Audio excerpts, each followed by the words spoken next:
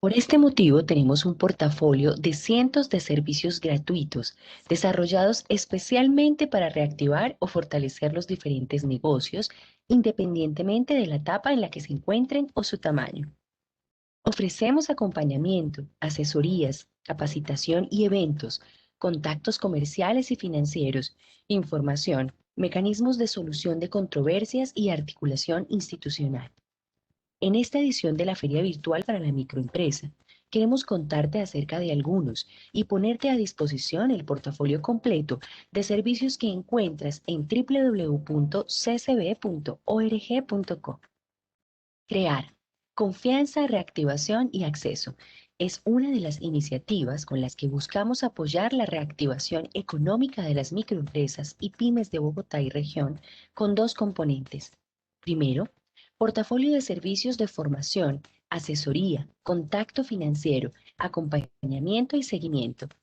Segundo, acercamiento a las empresas a una línea especial de crédito con condiciones preferenciales construida por la Cámara de Comercio de Bogotá en el marco del programa de garantías Unidos por Colombia y una línea de redescuento con Bancoldex. Conoce más en ccb.org.co/crear. Negocia, que en marzo cumplió un año.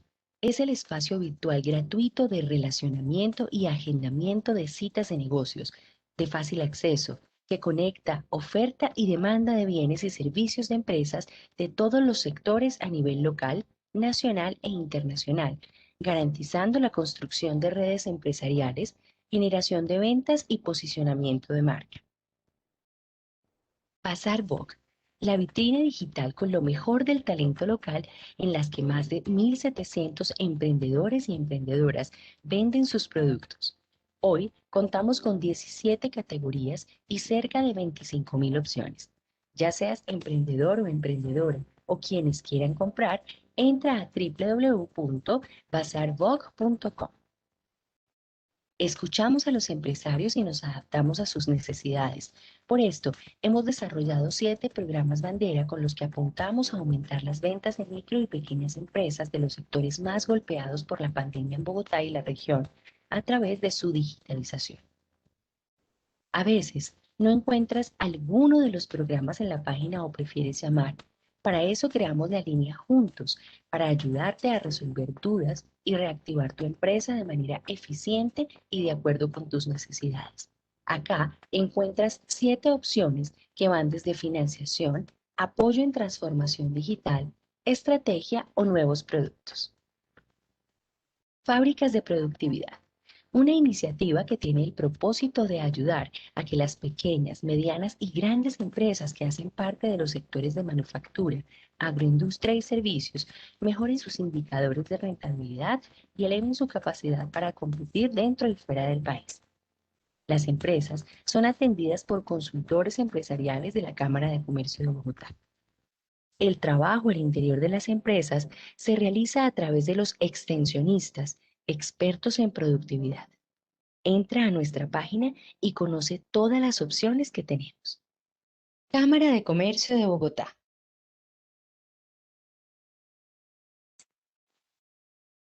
Buenos días a todos nuestros participantes, también a Francisco. En la tarde de hoy vamos a escuchar a Francisco Vergara con nuestra charla Detecta las necesidades de tus clientes y crea soluciones innovadoras.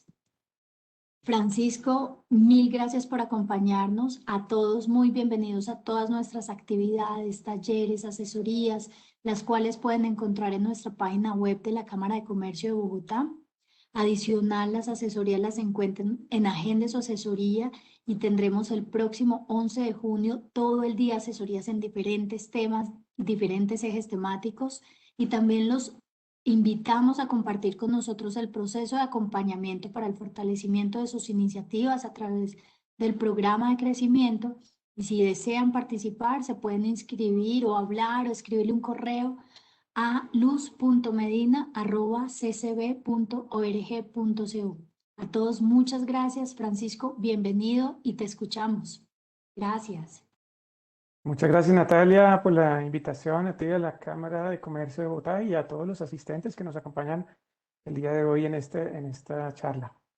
Bueno, entonces, por favor, me confirman si me escuchan bien, si ven mi pantalla.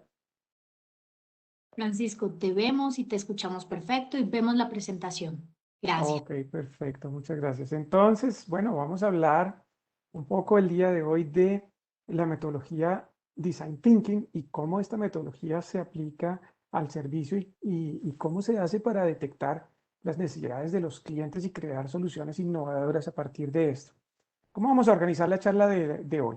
Entonces vamos a ver una breve introducción de qué es el Kaizen, cómo se configura un modelo de negocios a partir de la filosofía del Kaizen, cómo se aplica esta metodología, en qué consiste, cómo es el tema de la cultura centrada en el cliente, la experiencia del cliente o Customer Experience que llaman, cómo se aplica el Design Thinking en estos procesos de experiencia cliente y algunas herramientas de cómo se construye esto y de pronto algunos casos de éxito empresariales. Y al final vamos a tener una sesión de preguntas y respuestas para todos los asistentes para que pregunten lo que quieran. ¿Listo? Bueno, mi nombre es Francisco Vergara, pues soy aprendiz de Kaizen. Llevo, pues digo aprendiz porque llevo aprendiendo de esta metodología hace unos 23 años y enseñándola hace unos 10 años, compartiéndola con muchas empresas de muchos sectores del país y de otros países, grandes, medianas y pequeñas. Esta metodología aplica para todas las empresas y es una metodología que se aprende y se aplica todos los días. Actualmente soy consultor de Kaizen Institute en Colombia ya hace unos años y también soy docente de algunos programas de posgrado en administración de varias universidades del país.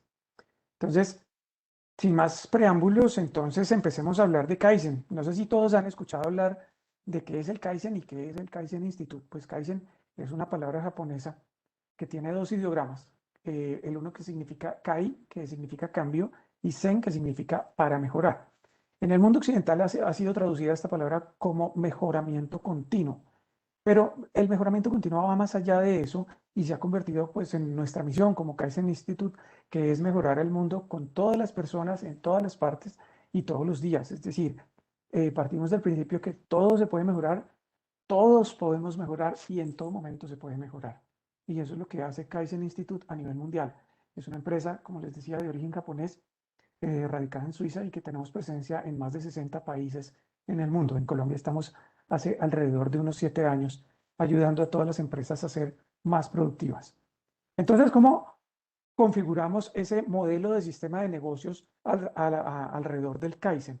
Entonces, el Kaizen, como los japoneses son muy simbólicos, lo representan como una casa. Entonces, esta casa tiene un techo, que es el que está aquí arriba, que el techo representa el objetivo a largo plazo de todo este programa y es generar valor a la compañía a largo plazo, fundamentado en indicadores de crecimiento, calidad, eficiencia de recursos y eficiencia de flujo, siempre con un tema muy central que es el respeto por la gente.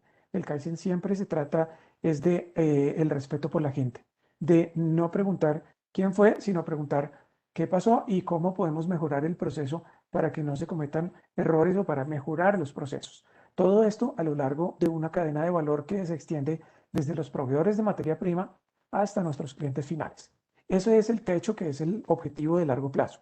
Ahora, en una casa se necesita otro factor fundamental, que son los cimientos.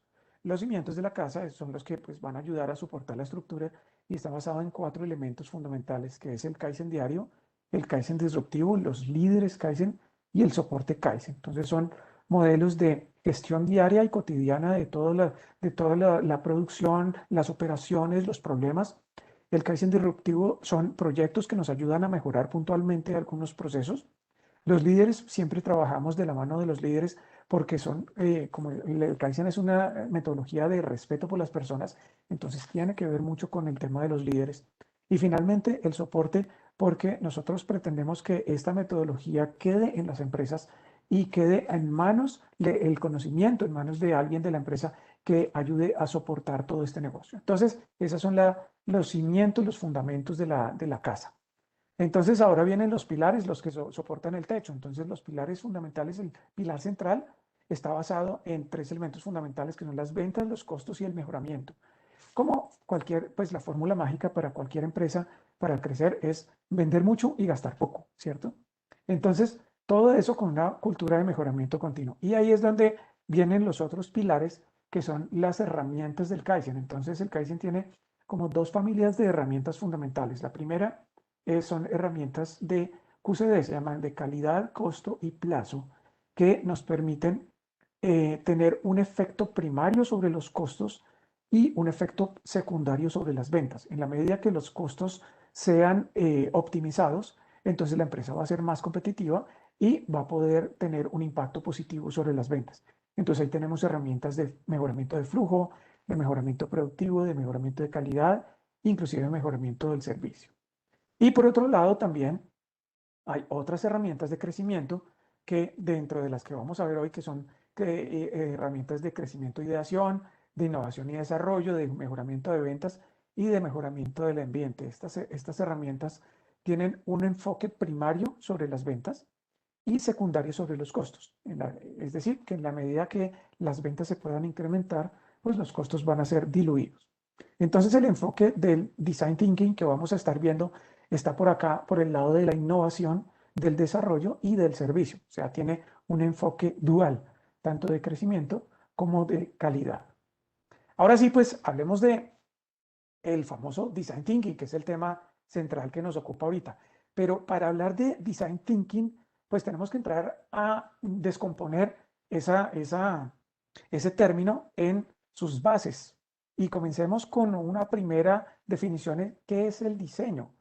Es decir, cuando hablamos de diseño, estamos empezando a pensar cosas como estas. Uno dice, bueno, pensamos en cosas como lujo o como estética o como temas de imaginación, desafío de la imaginación, inclusive algo de extravagancia, ¿sí? Pero también el diseño va más allá de estos elementos puramente conceptuales, puramente estéticos, pero el diseño también puede ser practicidad, puede ser funcionalidad y también, como la palabra está muy de moda, puede ser experiencia. Entonces, la tendencia mundial es a manejar experiencias. Más allá del diseño, por ejemplo, un famoso diseñador que se llama Philip Stark decía, mire, es que yo todo lo que diseño es absolutamente innecesario. Entonces él concibe el diseño como algo puramente emocional, puramente estético y de la imaginación, ¿sí? Pero entonces queremos llevar ese concepto a un nivel más aterrizado, más del día a día de las empresas y de los empresarios.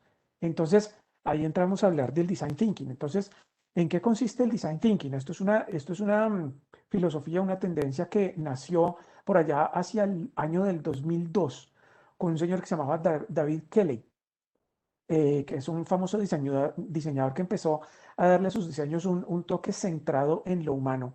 Y después llevó esto a la academia con la Universidad de Stanford y desarrollaron todo este modelo. Al principio, ese modelo pues, fue muy centrado en los productos, en el diseño de producto, pero más o menos desde hace unos pocos años para acá, alrededor de unos 5 años, esta metodología ha sido extrapolada hacia todas las áreas de servicio. Entonces, ¿cuáles son los principales fundamentos? Es que se trata de innovación siempre centrada en las personas, con un propósito central de humanizar la tecnología, los negocios y las organizaciones, y con un pensamiento que nace del mismo pensamiento de los diseñadores, pero con una metodología lineal para nosotros los no diseñadores. ¿Qué significa eso? Que nosotros los no diseñadores tenemos la tendencia a pensar de forma lineal. ¿Qué significa esto? Que primero A, después B, después C. Eso es el deber ser de la mayoría de los procesos en las organizaciones. Una secuencia de actividades. Pero los diseñadores no piensan tanto en esa secuencia. Los diseñadores tienen un pensamiento pues mucho más abstracto y mucho menos lineal. Entonces, la idea es poder combinar lo mejor de esos mundos, el mundo lineal con el mundo no lineal. ¿Por qué? Porque nosotros como seres humanos tenemos, nuestro cerebro tiene dos hemisferios. Un hemisferio derecho, que es el que se encarga de toda la parte creativa, de libertad, de poesía, de imaginación, de toda la parte creativa. Y tenemos también un hemisferio izquierdo, que es el que se encarga de la parte racional, el razonamiento, los números, la analítica, la estadística, el control, todo el pensamiento científico, ¿sí? Entonces, ¿qué pasa? Que cuando combinamos esos dos y podemos lograr pensar como un diseñador, entonces podemos transformar la manera en que se desarrollan productos, y no solamente productos, sino también servicios. Entonces, esto lo dijo el señor Tim Brown, que es el presidente de una empresa que aplica, fue los pioneros que aplicaron esta metodología, que es la empresa IDEO.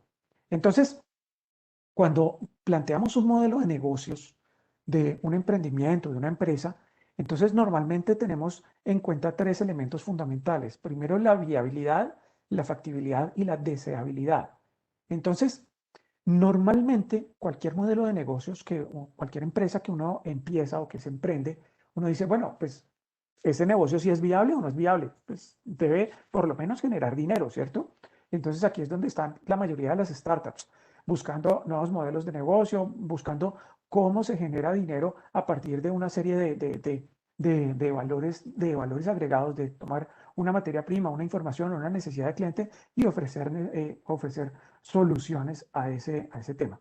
Pero también existe el tema de la factibilidad, es decir, desde el punto de vista técnico, el negocio es factible. Y finalmente, algo que no es tan común y que pasan por alto muchas veces es el deseable, es qué tanto compagina ese negocio con los valores humanos. Entonces, cuando miramos el tema desde el punto de vista del negocio, entonces ya estamos hablando de números puros y duros, de contabilidad, de finanzas, de retorno a la inversión, de rentabilidad, de marketing, de operaciones, tecnologías, etcétera, etcétera. Pero cuando hablamos de la factibilidad tecnológica, entonces estamos hablando ya de temas, por ejemplo, de ingeniería, de estática dinámica, de electrónica, de programación, de temas digitales, de bioingeniería, de materiales, de termodinámica, de química, de un montón de aspectos técnicos que permiten que ese negocio sea factible desde el punto de vista técnico. Y cuando hablamos de lo deseable, es qué tanto tiene que ver con los valores humanos. Entonces ahí ya hablamos de temas psicológicos, de antropología, de sociología, de etnografía. Ya entramos en la parte humana de las emociones, de las necesidades y los deseos, ¿sí?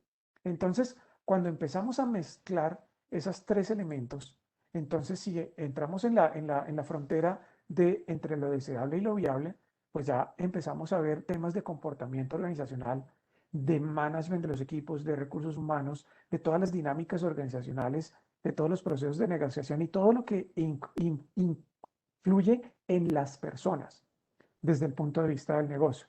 Pero también cuando vemos la intersección entre lo factible y lo deseable, entonces ya estamos hablando de temas de puro y de diseño puro y duro, de las interacciones, de cómo va a ser esa experiencia del usuario entre las interfaces entre el hombre y la máquina, los pensamientos visuales, cómo va a ser todo el diseño, cómo va a impactar la sustentabilidad del negocio, todas las formas, toda la materialización del diseño está ahí.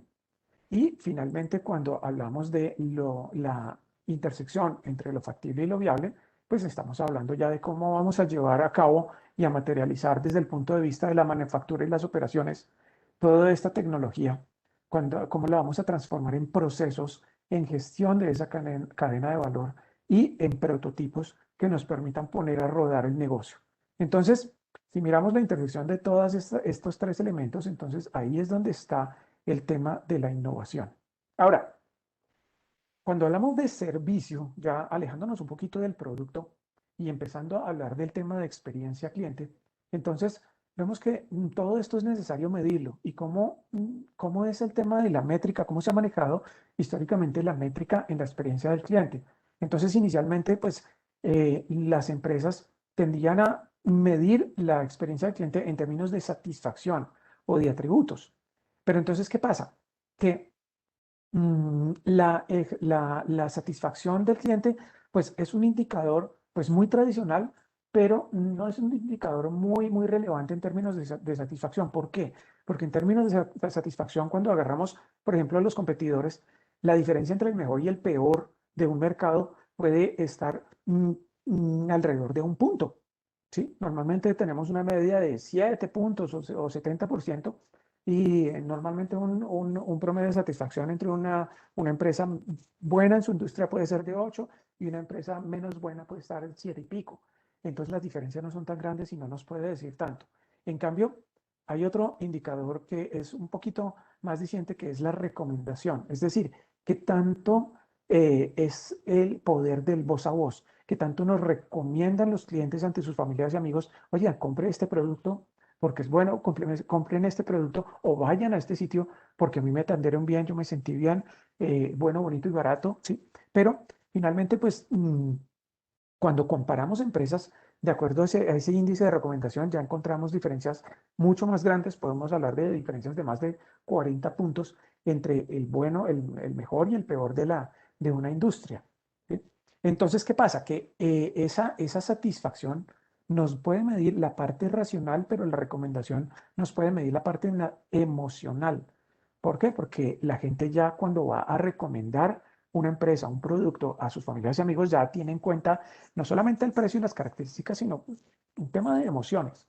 Ahora, también hay otra métrica que es la métrica del esfuerzo. Entonces hay otra manera de medir qué tan fácil o qué tan difícil es acceder al servicio o a los productos de la empresa.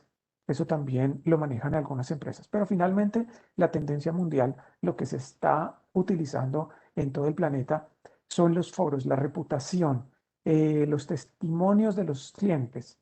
No sé si han visto, por ejemplo, temas como TripAdvisor, que califica un establecimiento no por lo que dice el mismo TripAdvisor, sino por lo que dicen los mismos clientes. O, por ejemplo, plataformas como Mercado Libre o Amazon, que dicen la reputación del vendedor, entonces la califican con estrellas, pero esas estrellas las adjudican los mismos clientes. ¿Sí? Entonces, esa es la reputación, la famosa reputación de los vendedores, que es tan importante, y eso es lo que está muy de moda medirlo. ¿Por qué es tan importante medir esa reputación? Porque resulta que, pues finalmente, las empresas dicen, no, es que nosotros queremos satisfacer y acceder a las necesidades de nuestros clientes, y muchas empresas se ven a sí mismos como muy buenas, pero finalmente puede que no. Hay un estudio de Harvard que muestra que alrededor del 80% de las empresas que dicen, que aseguran que exceden las necesidades de sus clientes, le han preguntado a esos mismos clientes y ellos responden, no, pues la verdad no me sentí que hayan excedido mis necesidades o mis expectativas. Entonces, siempre hay una disociación, un distanciamiento, una brecha entre lo que piensa la empresa de sí mismo y lo que piensan sus clientes. Y por eso es tan importante esa métrica. Ahora, entonces, ¿qué pasa? Que aquí estamos jugando es con emociones, de cómo me sentí yo, ¿sí? ¿Cómo fue la experiencia? La gente siempre mm, describe su experiencia a partir de emociones, no a partir de atributos. Entonces debemos empezar a pasar de una gestión de la administración de un proceso a una gestión de las emociones. Ahí es donde está el modelo de la experiencia cliente. ¿Por qué? Porque es tan importante gestionar esas emociones? Porque necesitamos que el cliente nos recomiende, los clientes nos recomienden, porque muchos de los negocios modernos se expanden y se sostienen gracias a ese voz a voz, gracias a esa recomendación. ¿Y por qué es necesaria esa recomendación? Pues simplemente para generar valor para la empresa, generar y capturar valor para la empresa, generar y capturar valor para el cliente. Entonces, cuando hablamos de valor, decimos, bueno, ¿qué significa valor para el cliente? Por allá en Ojos del Kaizen tiene una definición, es que el valor es todo aquello por lo cual el cliente está dispuesto a pagar. Todo aquello por lo cual el cliente está dispuesto a pagar. Entonces piensen en eso. ¿Qué es lo que el cliente está comprando cuando está yendo a un establecimiento, cuando está adquiriendo un producto, cuando está adquiriendo un servicio de sus empresas? Entonces, ahí entra el tema de las necesidades. Entonces hay una pirámide de elementos de valor donde podemos tener muchas categorías. Por ejemplo, elementos funcionales, por decir algo.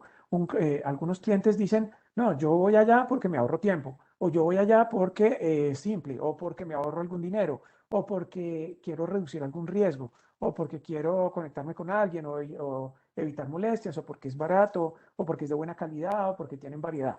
¿Sí? Esas son necesidades funcionales. Pero también hay clientes que dicen, no, hay necesidades emocionales. Por ejemplo, temas de reducción de la ansiedad, temas de recompensa, de nostalgia, de diseño, de valor de marca, etcétera. Pero también hay elementos de transformadores, como temas de autoactualización, de motivación, de reliquia familiar o simplemente necesidades de afiliación. Y finalmente, pues la necesidad que tenemos todos los seres humanos de trascender. Entonces allá es donde estamos buscando elementos de valor y por eso es que vamos a buscar temas que nos den una experiencia diferenciadora, una experiencia inigualable. Entonces, ¿qué pasa? Que alrededor de esto, pues nos hemos vuelto expertos en diseñar productos, pero tenemos que aprender todavía mucho a diseñar emociones y cómo concatenar esos productos con emociones o esos servicios con emociones, ¿sí? Entonces, ¿qué pasa? Ahí nacen una cantidad de preguntas que yo quiero hacerles y quiero dejárselas para ustedes, para que se las hagan como empresarios. Entonces, preguntas como esta, ¿realmente ustedes están convencidos que sus empresas están orientadas a los clientes? ¿Por qué lo piensan así? ¿Ustedes tienen una métrica, una medición, miden permanentemente y consistentemente la experiencia de sus clientes? ¿Cómo podrían sus empresas hacer esa medición de la experiencia si no lo hacen? ¿Realmente los colaboradores están en línea con esa experiencia? ¿Cómo los colaboradores tienen atada alguna parte de su sueldo o alguna bonificación a esa métrica o esa medición de la experiencia del cliente? Si un cliente, otra pregunta importante, si un cliente nos pide algo pues, específico, que estamos en capacidad de atender todas esas peticiones.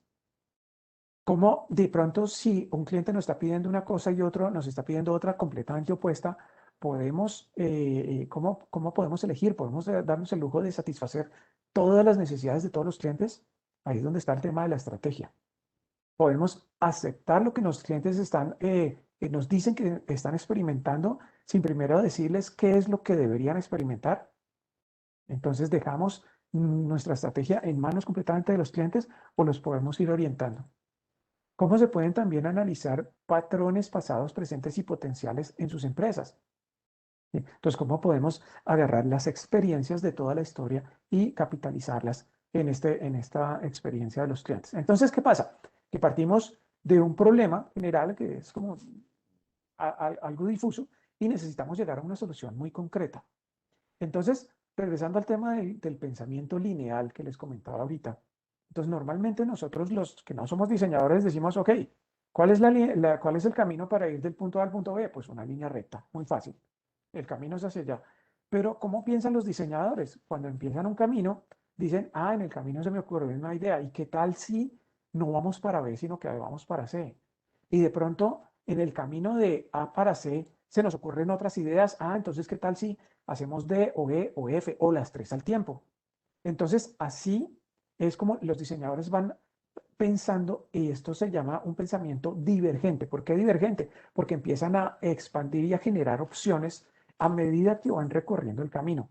Entonces, se empieza un camino, se descubren opciones, se proponen opciones y se hace un tema de divergencia. Y al final se trata de llegar al mismo punto B, pero a partir de haber analizado diferentes opciones.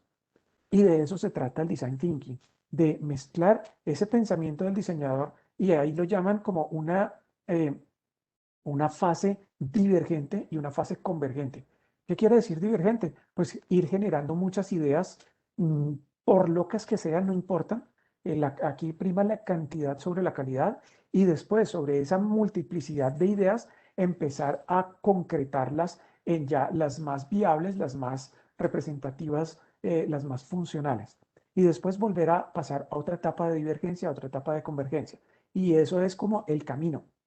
Y ese camino se divide principalmente en tres etapas. Una fase primero de exploración, una fase después de concepción, de desarrollar hipótesis a partir de unas oportunidades y finalmente una fase de prototipado donde llevamos a materializar esas hipótesis o esas oportunidades de mejora en temas ya muy concretos. Entonces el proceso ya lineal para nosotros los que nos gusta primero A, después B, después C, entonces es partir de una fase de empatía donde lo principal, la idea fundamental es ponernos en los zapatos del cliente, ¿sí? Ver desde su óptica, ver con sus propios ojos las necesidades, sus deseos, sus inquietudes y sus dolores. A partir de eso, generar ideas y empezar a definir, después idear nuevamente y prototipar. Después de prototipar, entonces empezar a probar y aquí viene otra etapa muy importante que se llama la iteración. La iteración es lo que comúnmente conocemos como el ensayo y error. Es decir, es probar y probar y probar y ajustar y probar y ajustar y probar y ajustar.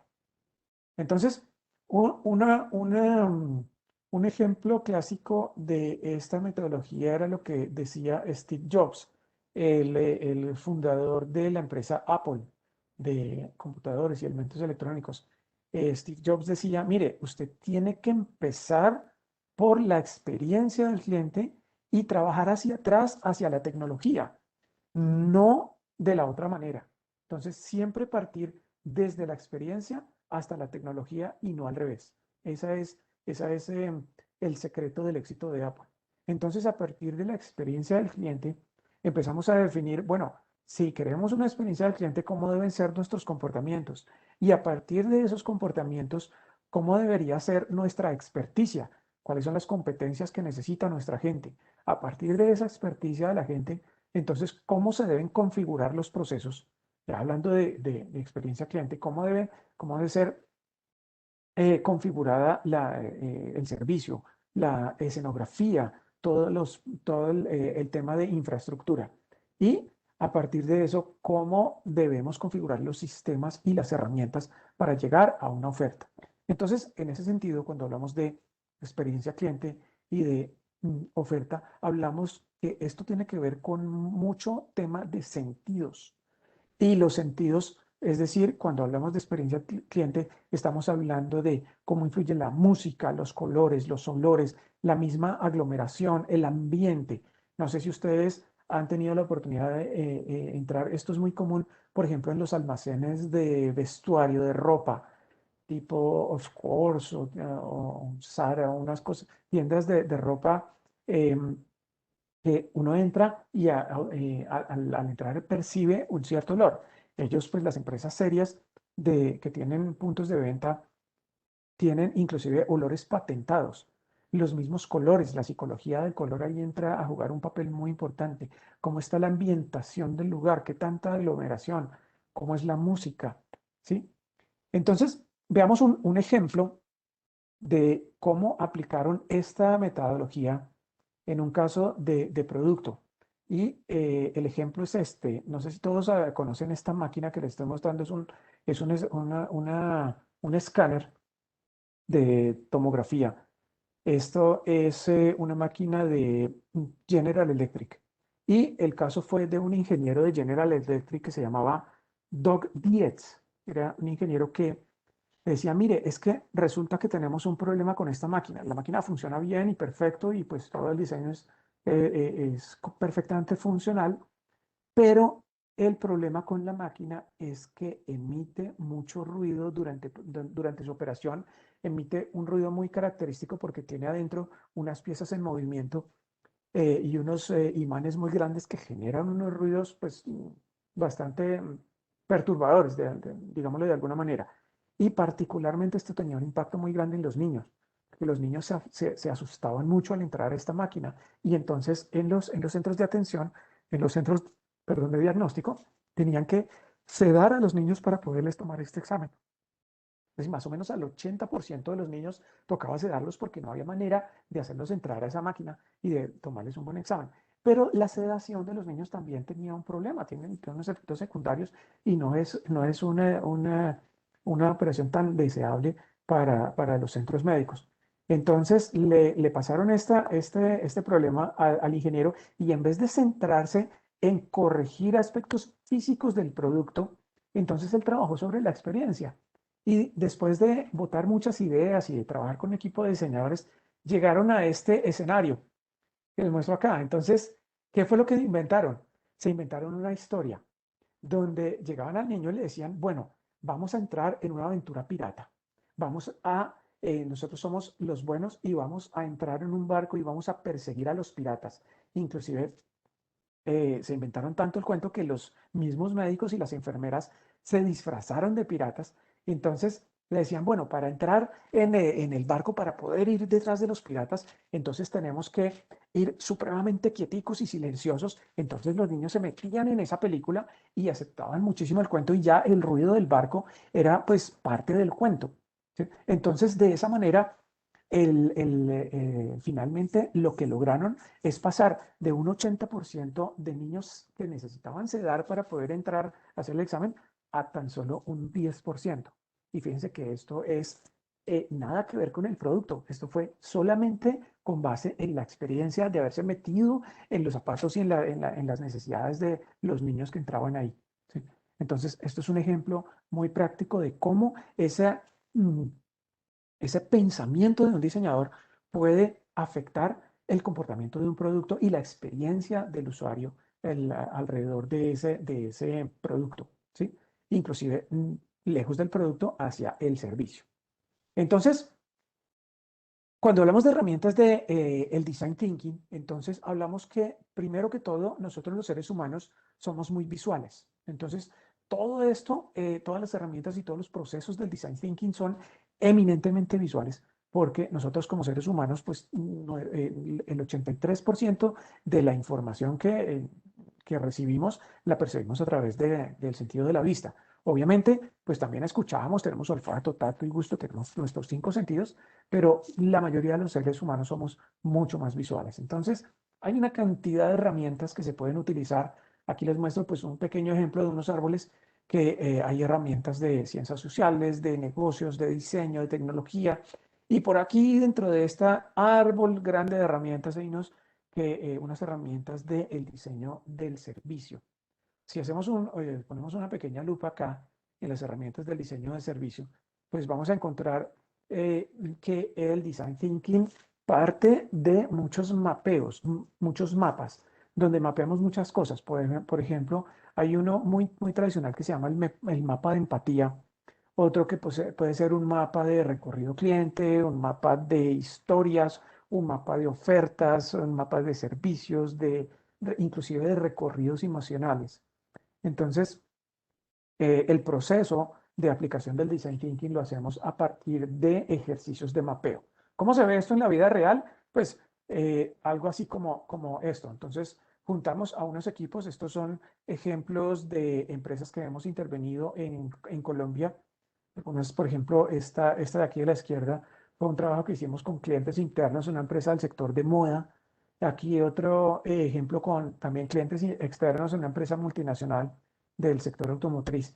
Entonces, hacemos entrevistas con clientes, manejos de foros de discusión y a partir de eso construimos una serie de mapas que nos permiten identificar recorridos, rutas emocionales, elementos de dolores en los procesos.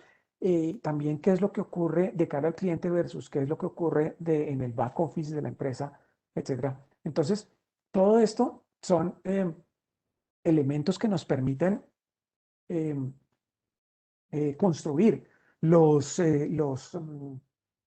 procesos y las mejoras de la experiencia cliente.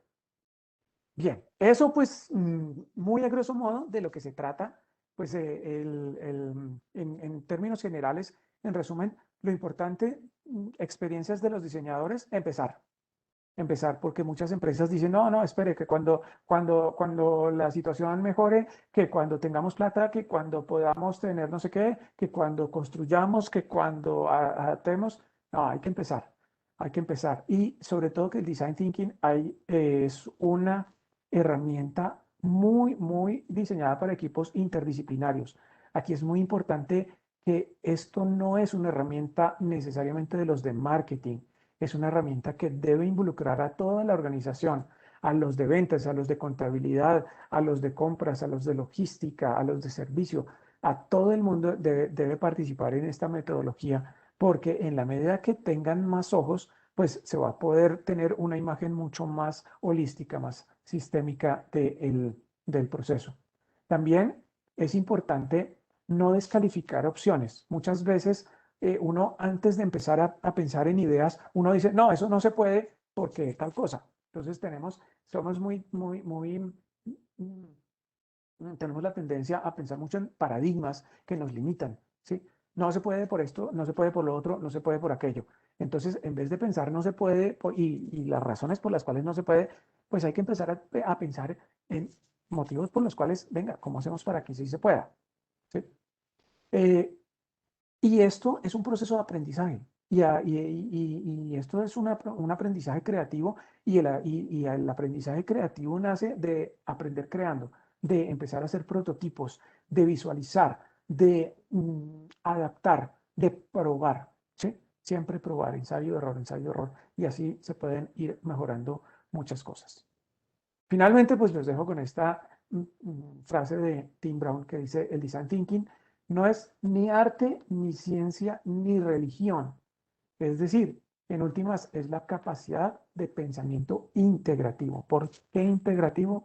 Porque integra lo mejor de ambos mundos, el mundo del pensamiento de diseño que no lineal con el mundo del pensamiento lineal de nosotros los no diseñadores.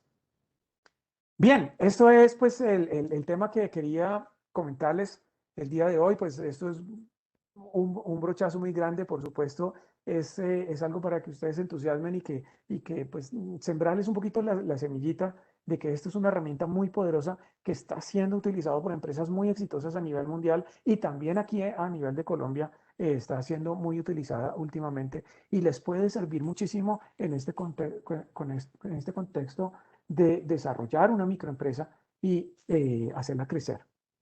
Entonces, nuevamente, pues muchas gracias a Natalia de la Cámara y a ustedes, los asistentes.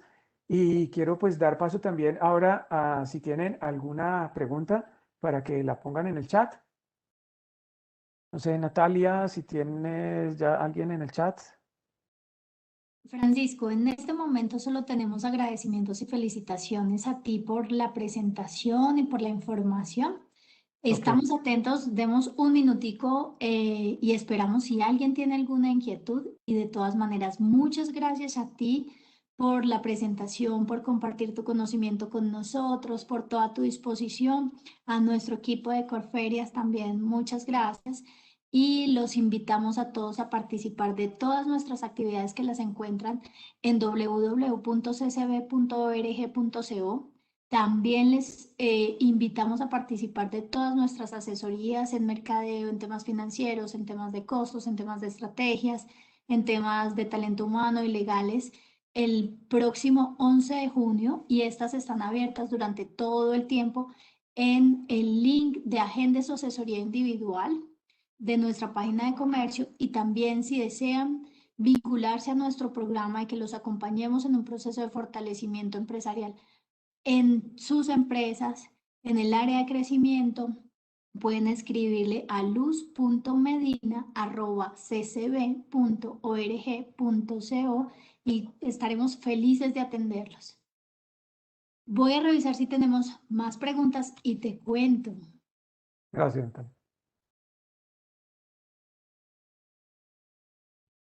Tenemos una pregunta, nos dicen, primero te agradecen por supuesto, nos dicen, nosotros trabajamos con productos que tienen fragancia, pero nuestro negocio es en línea. Y lo que tú dices de los sentidos es súper importante. Para nosotros ha Sí. sido muy difícil. ¿Qué recomendación nos darías? Mil gracias. Bueno, bien, el tema sí de las fragancias es muy de la percepción, es supremamente subjetivo, ¿sí? Porque lo que le gusta, lo que le puede gustar a uno no necesariamente le gusta a todos, ¿sí? Entonces, sí, efectivamente hay que buscar ideas para poder llevar esas fragancias a la nariz de las personas, ¿sí? Sé que no es fácil, pero no sé, de pronto algún muestrario, algún sitio en alguna ciudad donde se pueda tener, hay que poner a trabajar la imaginación. Yo creo que la recomendación que les decía ahorita, formen un equipo de gente de la misma empresa, busquen hablar con algunos clientes que ya tengan y busquen ideas así sean locas. Y prueben. Seguramente hay algunas ideas, pongan a trabajar la imaginación y, y, y y hay que desarrollar alguna idea. Sí, definitivamente hay que probar varias opciones. Esa sería mi recomendación. ¿Listo? Gracias, Francisco. Bien. Esperemos unos instantes, si quieres, mientras tanto, ya Ok, vemos todos tus datos de contacto. ok, Mientras nos llega una nueva pregunta, y de todas maneras aquí, mil gracias por acompañarnos, y aquí esperamos a todos nuestros empresarios en las diferentes actividades, en las diferentes asesorías, en nuestra programación de la feria el día de hoy y mañana, y en nuestro proceso de acompañamiento, todos muy bienvenidos. ok. Muchas gracias, Natalia. De Tenemos todas maneras, sí, ¿tenemos más preguntas? otra pregunta. Ok. Nos dicen, ¿pueden compartirnos la presentación o la grabación? Sabemos que sí ¿Mm? se comparte a través de la página. Hasta el momento es lo que conocemos y también les llega como una información a nuestros participantes y con datos de como una versión resumida de Sí. las actividades en las que han participado. Sí, yo sé que Entonces, ¿qué hay nos un haces? link. Hay un link Ajá, con la grabación de esta sesión, va a queda grabada y a disposición de los asistentes. así es. Muchas gracias, Francisco. Bien, de todas Bueno, maneras, pues nos pueden escribir a co@kaizen.com. Estamos también en LinkedIn, en Facebook, mm, y en nuestra página de internet co.kaizen.com. gracias, Francisco. Tenemos otra pregunta, es, ¿cómo saber qué piensan los clientes de mi empresa? ¿Alguna recomendación? ¿Alguna metodología en especial? Sí, muy buena pregunta y muy necesaria.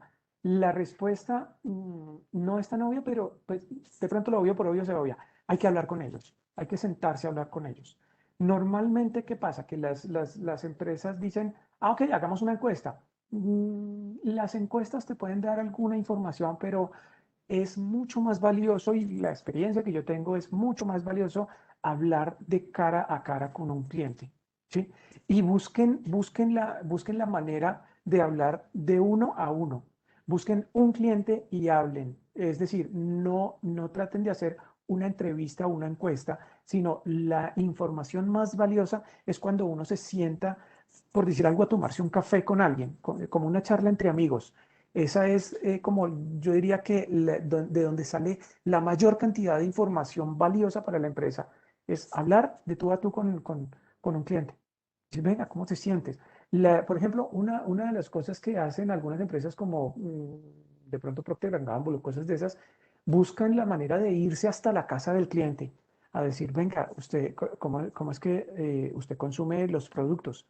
¿Cómo es que lava su ropa? Venga, déjeme lavarle su ropa. Cosas como esas. Pero es meterse a los zapatos del cliente y caminar en los zapatos del cliente, hablar con él, vivir dónde vive, cómo son sus costumbres, sus rituales, sus recorridos del día a día, qué es lo que usted come, qué es lo que toma, qué es lo que hace, qué es lo que viste. ¿Sí? Todo esto no lo encuentras a través de una simple encuesta. Esto lo encuentras es hablando directamente con los clientes, viviendo en carne propia su propia experiencia. Y ese es como el consejo más valioso que les puedo dar. Hablen con los clientes. ¿Sí? Si tienen limitaciones geográficas o de conectividad, pues listo, las encuestas pues, también pueden ser muy valiosas, pero antes de buscar una encuesta, busquen hablar con los clientes. Esa es mi mayor recomendación. Francisco, no tenemos una nueva pregunta en este Ok. momento. La solicitud que vemos es que, como vemos tu presentación, no te vemos tanto a ti y nuestros participantes quieren verte. Ok, Para entonces, a ver, agradecerte esta voy, presentación. voy a detener mi Ahí te pantalla. vemos Ahí me pueden perfecto. ver. Bueno, Sí, perfecto. Bueno, entonces, señores, aquí seguimos estoy esperando sus a preguntas. su Vamos a dar disposición. unos segunditos más para las preguntas. Mientras tanto, los invitamos a participar de todas nuestras actividades, de nuestras asesorías. Te siguen agradeciendo. Les encantó tu charla, Qué Francisco. bueno, me Muchas alegro. gracias a ti y a Kaizen. Gracias por Ujú. participar con nosotros, por ser nuestros aliados, para que nuestros empresarios y microempresarios sigan creciendo.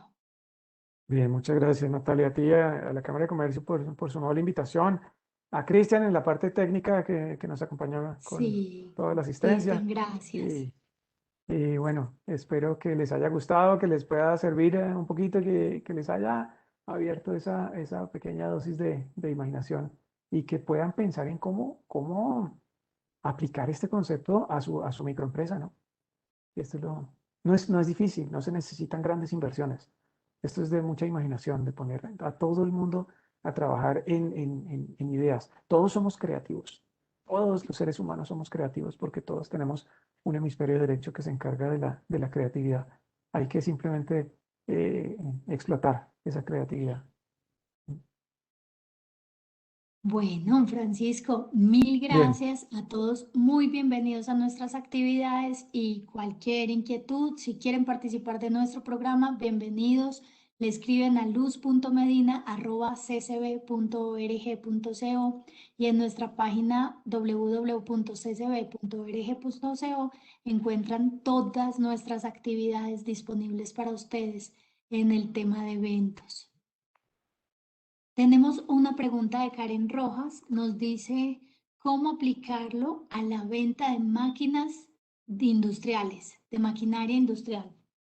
bueno, el negocio de B2B es bien interesante. Yo he estado, pues tengo algunos años de experiencia en ese negocio y es bien importante nuevamente hablar con los clientes, estar en donde están, si es una cuestión de maquinaria, entonces es estar en las fábricas de los clientes, es decir, venga, cuál es su producción, cómo es su fábrica, qué iluminación tienen, qué espacio tienen, qué consumo de electricidad tienen, muchas cosas alrededor de la utilización de la máquina y sobre todo hacia los clientes de los clientes, ¿sí? Entonces, ¿cuáles son las necesidades de sus clientes, de los clientes de sus clientes? Me refiero a los usuarios finales del producto que va a fabricar la máquina y cómo esa máquina podría darle una solución a eso y cómo pueden acompañar a ese industrial a llevarle a través de esa máquina un valor agregado a los clientes finales, ¿sí? Eso también es cuestión de estar donde está el cliente y donde están los usuarios finales. Es ir a entender cuál va a ser el propósito de la máquina para fabricar qué y cómo lo van a utilizar ya aguas abajo del proceso, ¿sí? Eso también es supremamente importante. Siempre es vivir la experiencia, tratar de vivir la experiencia del usuario, del cliente final. Entonces, el cliente final, tanto en la empresa que compra la máquina, como al cliente que le compra a esa empresa, al producto que está fabricando esa empresa, ¿sí? Entonces, en ambos sentidos es importantísimo ir a conocer, ir a hablar, ir a vivir la experiencia. Francisco, muchas gracias. Ya no tenemos más preguntas, pero sí queremos agradecerte mucho por tu información, por acompañarnos en este proceso, por aumentar pues este conocimiento y dejarnos Listo, con Natalia. estas ganas de aprender sobre temas de innovación y de creatividad. Y por Muchas gracias, supuesto, Natalia. de tantos temas que tocaste hoy. Muchas gracias Sí. a ustedes, participantes. También gracias por participar de todas las actividades, por acompañarnos. Muchos éxitos y que tengan una feliz tarde para todos. Cristian, gracias también. Muchas gracias, Natalia. Gracias, Cristian. Gracias a todos los asistentes y bueno, estamos a sus órdenes. Bye, bye. Gracias. Feliz día. Hasta luego. Hasta luego. Francis.